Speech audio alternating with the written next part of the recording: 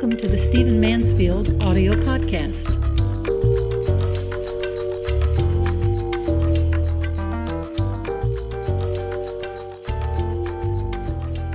So not long ago, I did a podcast called Christianity the Third Way. And I made the point that biblical Christianity is not completely aligned with the politics of the right or completely aligned with the politics of the left. And that really Christianity is an alternative or maybe a blending of the two to some extent. I know that's not very popular. A lot of people, especially my friends on the right, believe that if you're biblical, you're going to end up Republican. But I don't think that's the case. Certainly, the Republicans represent some important moral values, and I don't say all the time I am a Republican, but I think it's wrong to identify our Christianity as being exclusively Republican or, of course, exclusively Democrat. And so I did that podcast, got a lot of feedback from it, and one of the things that and I'm going to answer some of those questions today that I received, but one of the things that was a real hot-button issue was I said that if you're being biblical, if you're aligning yourself with Scripture, you have to recognize that the state does have a calling and a compelling interest in tending poverty.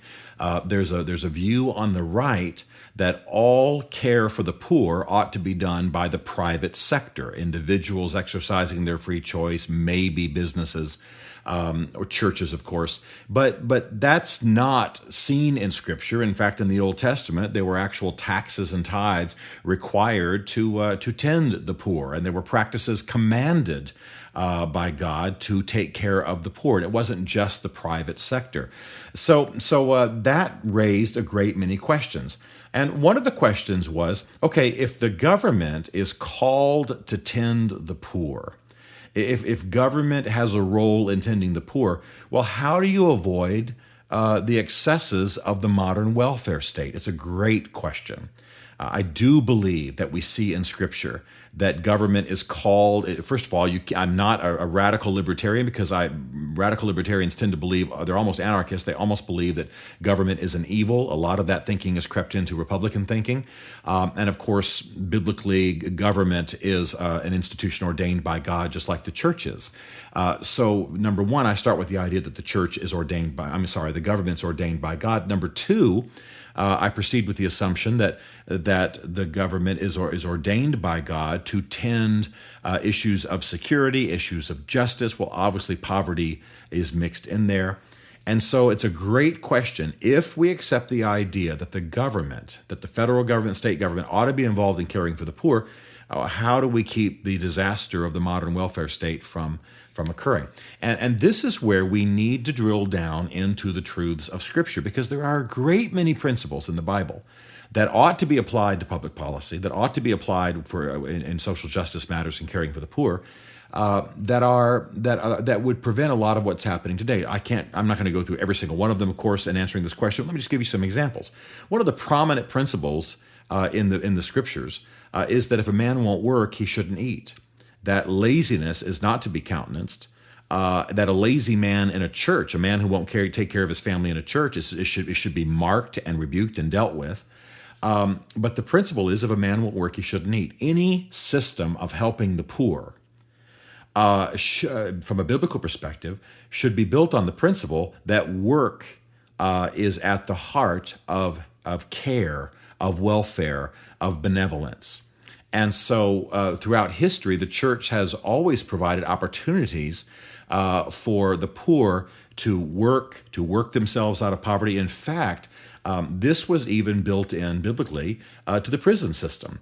If you look at the biblical idea of jails or prisons or incarceration, you find that the idea of charging a man and maybe incarcerating him really led almost immediately to him making restitution. If a young man stole my car, he's caught, he's arrested, he's tried, he's convicted, well, he would then be put in a situation where he restores financial value to my life equal to the loss of that car, or perhaps greater. And that's an example of where work is at the foundation of care for the poor. not just providing them a job, but putting them in a situation where they can work. Now, this began to get a bad name in England through the writings of Dickens and others because the workhouses weren't real functional. But the very idea of a workhouse was built on the biblical idea that the way you break into poverty is by providing people a chance to work. Even in the Old Testament, the idea of gleaning, a man who owned a field of grain, for example, was not to harvest all the grain in that field, but leave some so that gleaners, meaning poor people who were willing to use their hands and work, could go through and get some of the grain that was left there for their good. You understand that the idea of work, the idea of a man having to get off the couch and work and produce, is very much at the foundation, not only, of course, of the biblical worldview as a whole, but it's at the foundation of care for the poor. And even an artificial employment run for benevolent purposes is of value in that regard. So you would never have a situation in a biblical benevolence system where you would have people just living, quote unquote, on the dole, as the British say, never working the system, hadn't had a job in years, virtually unemployable, etc. That would not result from a biblical kind of perspective. The other thing is that from a biblical perspective, you would have a moral vision in mind. You would not pay women more money when they had children illegitimately. You would not create a game of men living unmarried in the home of the woman they're sleeping with, but not being listed as husbands because the income would drop. You would not have these kinds of games being played. You would keep morality in mind, criminal activity, character, marriage, family violence. All of those things would be worked in and not ignored. So that's just a little bit of an example of how if you build a response to the poor on a biblical foundation, and I certainly believe that we need to understand that the scriptures speak more to poverty than almost any other subject except God himself.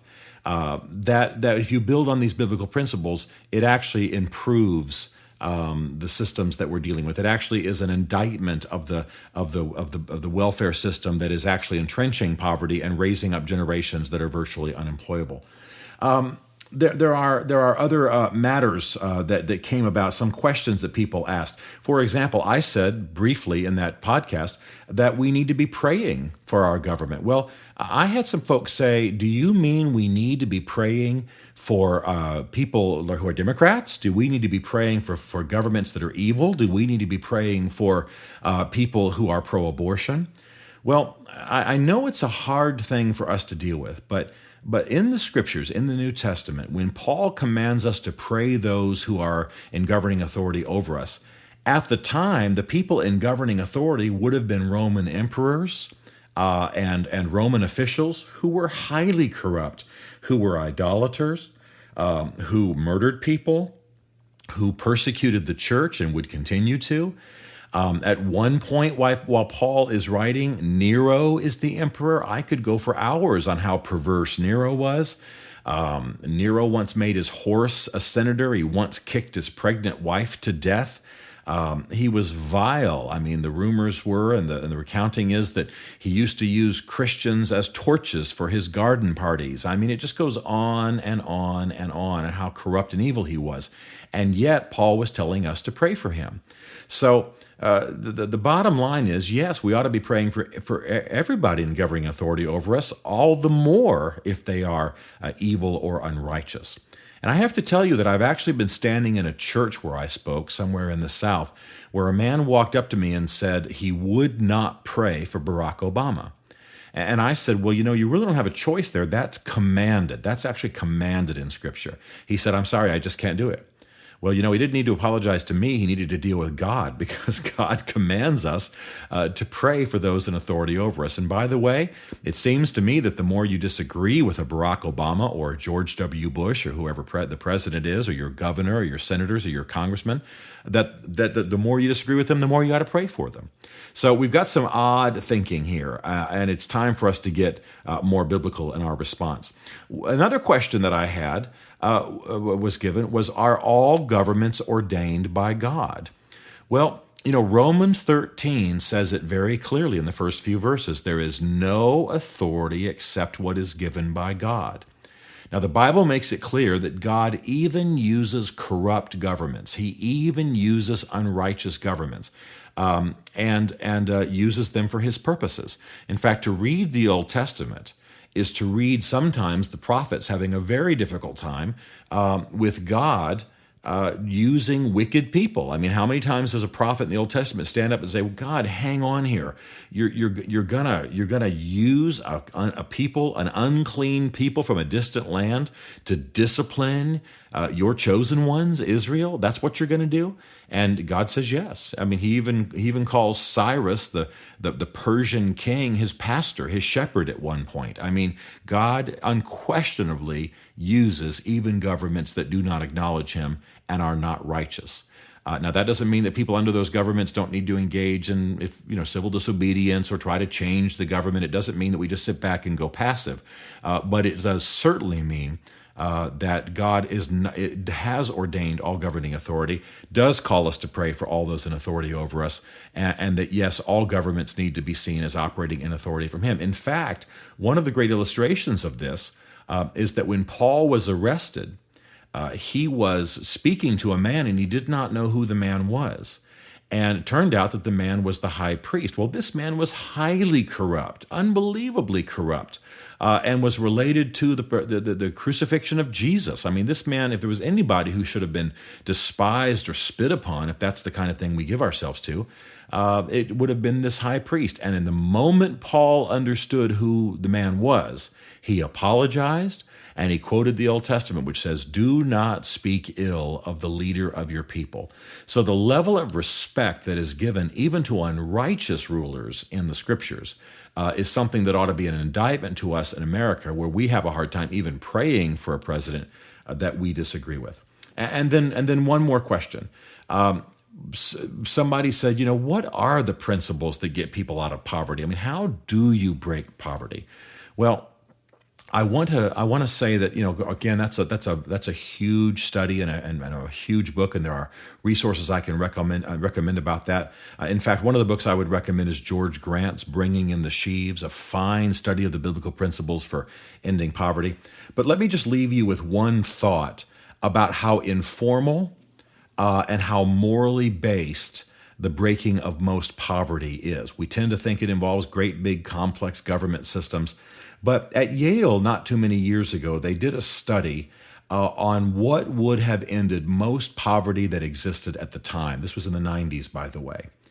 And this Yale study determined that a majority of the poverty in America would be ended if 4 principles were observed.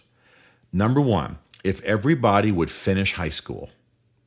Number 2, if people would not get addicted to drugs and alcohol.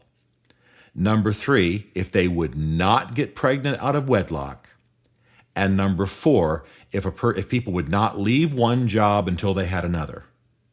That, I believe at the time, it was 67% of the poverty in America would have been wiped out. Now think about what I just said.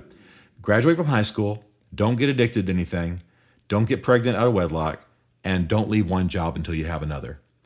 Those are so simple and so character and morally based. And yet, at the time this Yale study was done, and it's easily looked up on the internet, you would have wiped out 67% of most poverty.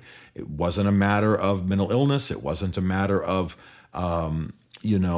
big complex government systems. It was simply a matter of individual morality and character. Now, certainly there are the mentally infirm. Certainly there are the oppressed. Certainly there are the handicapped. No question, and I think you know from what I'm saying, that we need to take care of people in those conditions. But when 67% of most poverty can be wiped out through just character decisions at a young age, obviously some of the greatest approaches to poverty need to be teaching, training, modeling, moral education, character education. And that's why we need to be embracing a more biblical approach to poverty rather than just giving ourselves to the welfare state. So what's the macro principle? The macro principle is that Christianity does not just make the sign of the cross over the politics of the left or the right. Christianity is an alternative to both, and it has wisdom and content and guidance that we need to know in helping the poor and the needy, which is clearly the calling and the will of God.